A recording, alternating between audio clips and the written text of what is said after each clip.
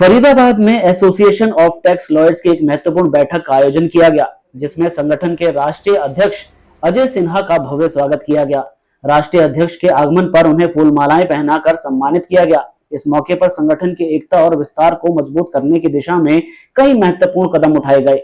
बैठक में हरियाणा के महासचिव संदीप सेठी और सीनियर एडवोकेट विजय शर्मा सहित कई गणमान्य अधिवक्ता उपस्थित रहे।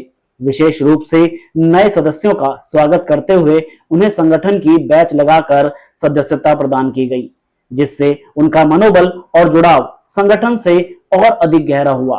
बैठक में टैक्स अधिवक्ताओं की व्यावसायिक चुनौतियों और उनके समाधान पर विस्तार से चर्चा की गई। एडवोकेट संदीप सेठी ने कहा कि टैक्स लॉयर्स को एकजुट होकर अपने अधिकारों के लिए आवाज उठानी चाहिए और संगठन को मजबूत बनाना चाहिए। वहीं एडवोकेट विजय शर्मा ने कहा कि केवल संगठन के माध्यम से अधिवक्ताओं की समस्याओं का समाधान संभव है। उन्होंने कहा कि अधिवक्ताओं के ज्ञानवर्धन के लिए समय समय पर सेमिनार और कार्यशालाएं आयोजित की जानी चाहिए। शहर के प्रतिष्ठित अधिवक्ताओं ने इस बैठक में भाग लिया। बैठक में यह भी निर्णय लिया गया कि संगठन की सदस्यता प्रक्रिया को और सरल और पारदर्शी बनाया जाएगा, ताकि ज्यादा से ज्यादा अधिवक्ताओं को इससे जोड़ा जा सके। कार्यक्रम का समापन वरिष्ठ अधिवक्ता विजय शर्मा द्वारा आभार प्रकट करते हुए किया गया। ये जो हमारी association of tax lawyer India है, प्रॉब्लम यहाँ से क्रिएट हुई थी कि हमारे जो एडवोकेट्स राइट्स हैं, जिसके लिए हम लोग वकालत करते हैं, एडवोकेट डिफरेंट फील्ड में वकालत करते हैं, हम लोग टैक्स में करते हैं।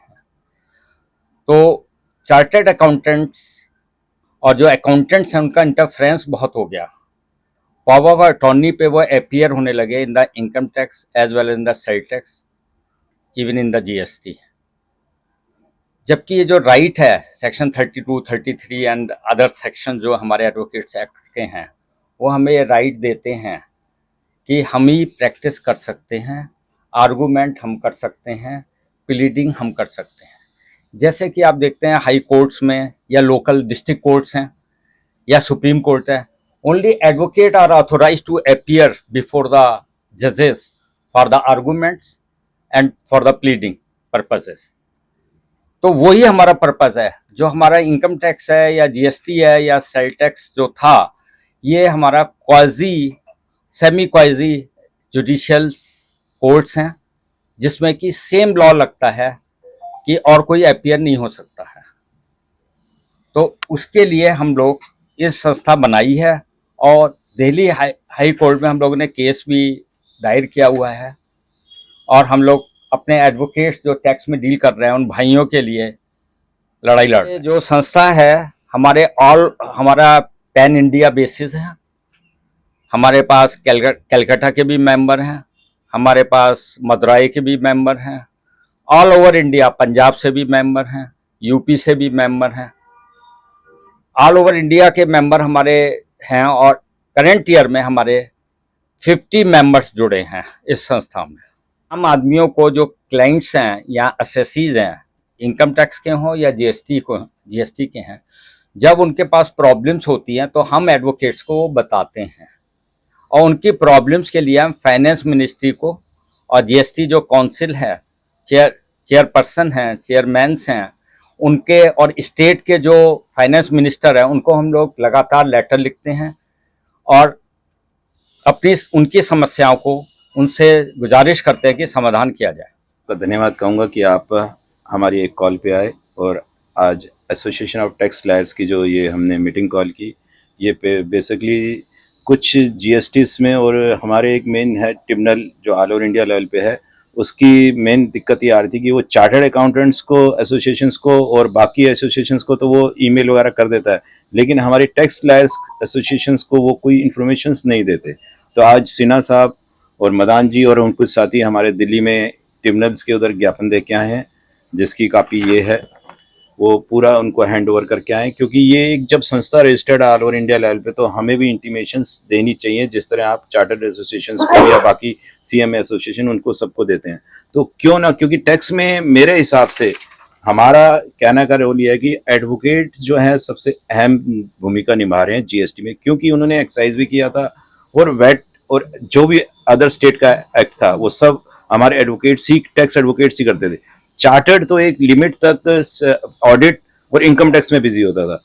अब क्योंकि जीएसटी आने के बाद हमारी रिसफलिंग हुई तो चार्टर्ड भी जीएसटी में कूदा है, लेकिन जो लीगल कंसेप्ट है वो जितना बेटर एडवोकेट बता सकता है वो चार्टर्ड नहीं बता सकता।